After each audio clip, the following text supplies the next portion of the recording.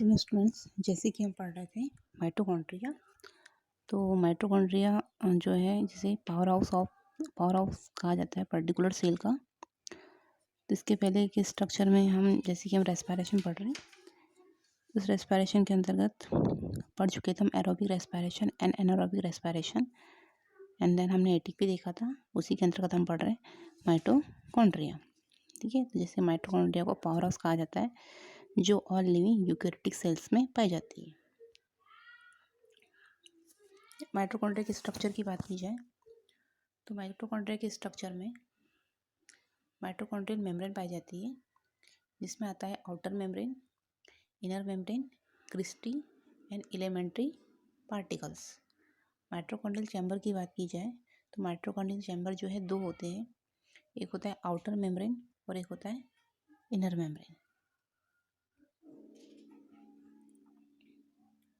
तो सबसे पहले माइटोकॉन्ड्रियल मेम्ब्रेन की बात करते हैं। तो सबसे पहले हमारा outer membrane permeable to certain solute consist 40% lipid and 60% protein से मिलकर बना होता है हमारा। मतलब कि जो आउटर मेम्ब्रेन है वो 40% लिपिड एंड 60% लिपिड व प्रोटीन से मिलकर बनी हुई एक लेयर होती है। इस जो आउटर लेयर है, इस आउटर लेयर में प्रोटीन की मात्रा कम और लिपिड की मात्रा कैसी होती है, अधिक होती है। अतः यह जो मेम्ब्रेन होती है वाटर शुगर वो जो लार्ज मॉलिक्यूल के लिए कैसी होती है, परमेबल होती है। अगर हम इनर मेम्ब्रेन की बात करें तो जो इनर मेम्ब्रेन है में प्रोटीन की मात्रा अधिक और लिपिड की मात्रा कैसी होती है, कम होती है। और ये कैसी होती है, सेमी परमेबल मेम्ब्रेन होती है। इसके अलावा इसको सिलेक्टिवली परमेबल मेम्ब्रेन भी कहते हैं। इस मेम्ब्रेन में 80% पार्ट जो है प्रोटीन का होता है और 20% पार्ट जो होता है किसका होता है, हमारी लिपिड का होता है। जैसा कि आप स्ट्रक्चर में देख रहे हो, ये स्ट्रक्चर बना हुआ है। तो इस स्ट्रक्चर में ये हमारी आउटर मेम्ब्रेन है और ये हमारी क्या है, हमारी इनर मेम्ब्रेन है, जो आपको स्ट्रक्चर में दिख रहा होगा।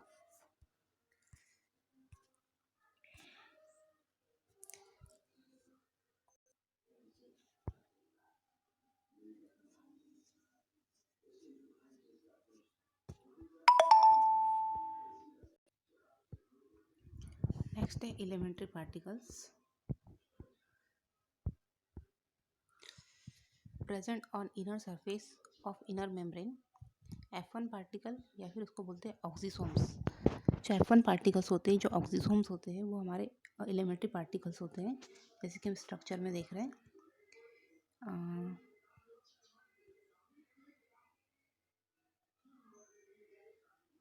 जो स्ट्रक्चर दिख रहा है ना, इसमें जो ऐसे ये बने हुए हैं, ये आपको दिख रहा है स्ट्रक्चर, ये जैसे ये बने हुए हैं, है ना। तो ये हमारे क्या है, इसको हम F1 पार्टिकल्स बोलते हैं। ठीक है, मतलब इसमें ये जो पार्ट है वो सब डिस्ट्रीब्यूट हुआ है, जिसको हम आगे देखेंगे।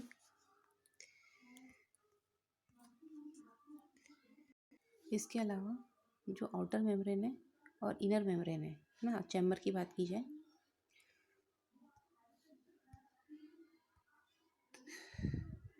तो जो आउटर चैम्बर होता है और जो इनर चैम्बर होता है, outer chamber present between outer and inner membrane filled with fold or few enzymes, it temporarily stored ATP molecules after synthesis।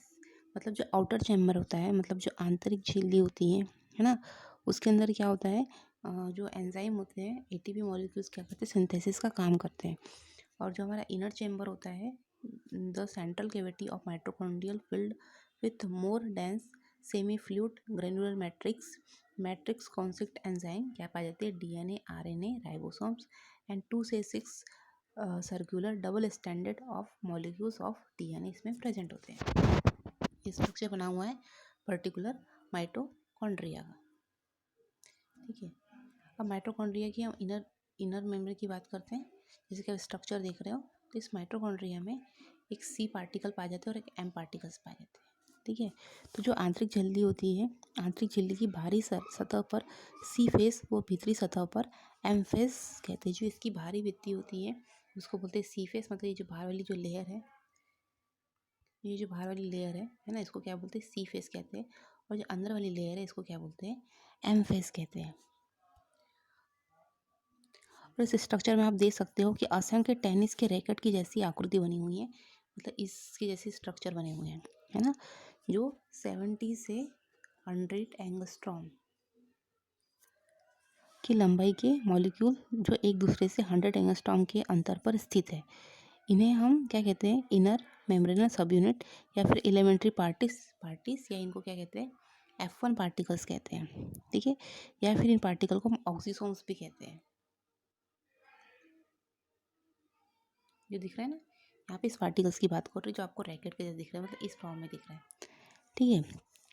F1 particles में इलेक्ट्रॉन ट्रांसपोर्ट सिस्टम में, ये जो F1 पार्टिकल्स होते हैं वो क्या करते हैं, electron transport system and oxidative phosphorylation में क्या होते हैं, हेल्प करते हैं, ठीक है। अगर हम बात करें इस पार्टिकल्स की, तो ये पार्टिकल कैसे डिस्ट्रीब्यूट है, तो आप देख सकते हो जो F1 पार्टिकल है,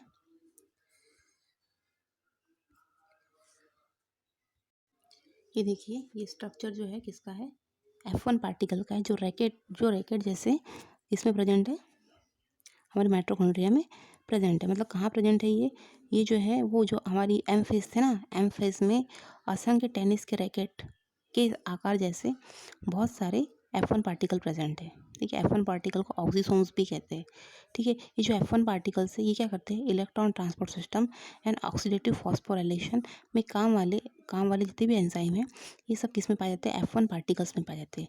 जैसे आप स्ट्रक्चर में देख रहे हो, तो इस स्ट्रक्चर में एक बेस बना हुआ है, ठीक है, एक स्टाल्क बना हुआ है और एक हेड बना हुआ है। जो हेड की बात करते हैं तो हेड यह गोलाकार होता है, दिख रहा है आपको स्ट्रक्चर में दिख रहा है, इसका जो हेड है गोलाकार है ना, तथा इसके यह एक स्टाल के ऊपर उपस्थित है, ये जो है स्टाल के है ना, हेड जो है स्टाल के ऊपर उपस्थित है, और इसमें क्या पाया जाता है, एटीपी सिंथेसिस एंजाइम प्रेजेंट होती है किसमें, हेड में, इसको F1 पार्टिकल बोलते हैं। और ये जो आप ये दिख रहे हो, ये वाला जो भाग, इसको बोलते हैं स्टाल्क, ठीक है। यह हेड और बेस को जोड़ने का काम करता है, और सबसे नीचे की ओर क्या प्रेजेंट है, हमारा बेस, इसको F0 पार्टिकल्स कहते हैं, ये हमारा F0 पार्टिकल्स है। तो यह इसी के द्वारा ऑक्सीसोम झिल्ली में धंसा रहता है, इसी के द्वारा जो ऑक्सीसोम्स होता है, मतलब F1 जो पार्टिकल होता है, इसी के द्वारा मेम्ब्रेन से अटैच होता है या अटैच होता है, ठीक है। और जो ये स्टाल्क है, इसको क्या बोला जाता है, F5 से F6। ये देखिए यहाँ पे लिखा हुआ है स्ट्रक्चर में,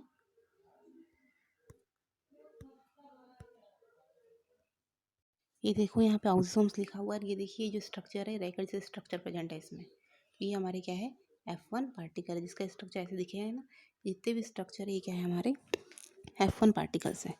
इसके अलावा स्ट्रक्चर की बात की जाए तो इसमें इंटरनल जो मेम्ब्रेन होती है ना, उसमें दो चैम्बर और पाए जाते हैं, एक होता है इंटरनल, इसके अंदर है ना, एक होता है इंटरनल और एक एक्सटर्नल, दोनों के बीच में एक और चैम्बर प्रेजेंट होता है ना। इसके अलावा जो इंटरनल चैम्बर द्वारा एक चैम्बर होता है इसमें, इसको हम इनर चैम्बर कहते हैं। अब ये चैम्बर की बात होती है, बहुत सारी चैम्बर इसमें प्रेजेंट होते हैं, पर्टिकुलर इस माइटोकॉन्ड्रिया में। तो हमने देखा कि अल्ट्रा स्ट्रक्चर ऑफ माइटोकॉन्ड्रिया के अल्ट्रा स्ट्रक्चर में क्या क्या प्रेजेंट है, जिसके स्ट्रक्चर में आप देख सकते हो, ये ग्रेन्यूल्स, इसमें ये ग्रेन्यूल प्रेजेंट है, इनर मेम्ब्रेन चैम्बर्स ये है, ये छोटी छोटी संरचना, ये हमारे माइटोराइबोसोम्स है, ये साइटोसोल्स है। इसके अलावा इसमें क्या प्रेजेंट है, इसमें एम्फेस, DNA, outer membrane, peri mitochondrial space present है, ये दिख रहा है, जो स्पेस को बोलते हैं peri mitochondrial space, inner membrane या फिर इसको क्रिस्टी मेम्ब्रेन बोलते हैं, ये क्रिस्टी है, और ये है हमारा मैट्रिक्स स्पेस। तो ये अल्ट्रा स्ट्रक्चर था हमारे किसका, माइटोकॉन्ड्रिया का।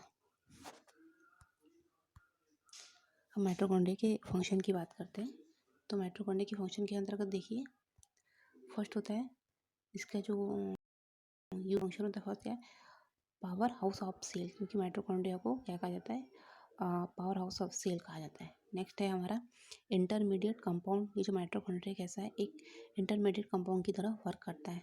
नेक्स्ट क्या है इसका, calcium storage and it's release, ये कैल्शियम को क्या करता है, स्टोरेज करता है, इसके अलावा इसको रिलीज में भी क्या करता है, ये वर्क करता है। इसके अलावा इसका जो नेक्स्ट यूज़ क्या है, थर्मोजेनेसिस इसका नेक्स्ट यूज़ है। नेक्स्ट इसका यूज़ है हमारा मेंटेनल इनहेरिटेंस। और ये जो माइटोकॉन्ड्रिया है, इसमें जो साइकिल कंप्लीट होती है माइटोकॉन्ड्रिया में, ये होती है हमारी क्रेब्स साइकिल, जिसको हम TCA साइकिल बोलते हैं। ये साइकिल जो है किसमें कंप्लीट होती है, हमारे कंट्रियों में ये साइकिल कंप्लीट होती है। और जो हमारी ग्लाइकोलिसिस साइकिल है वो कंप्लीट होती है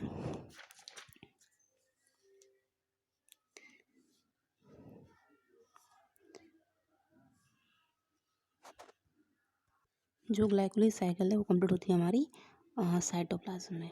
ठीक है, तो साइटोप्लाज्म में हम ग्लाइकोलिसिस की साइकिल देखेंगे नेक्स्ट लेक्चर में, और माइटोकॉन्ड्रिया में हम कौन सी साइकिल देखेंगे, हमारी क्रेब्स साइकिल देखेंगे। ठीक है, थैंक यू।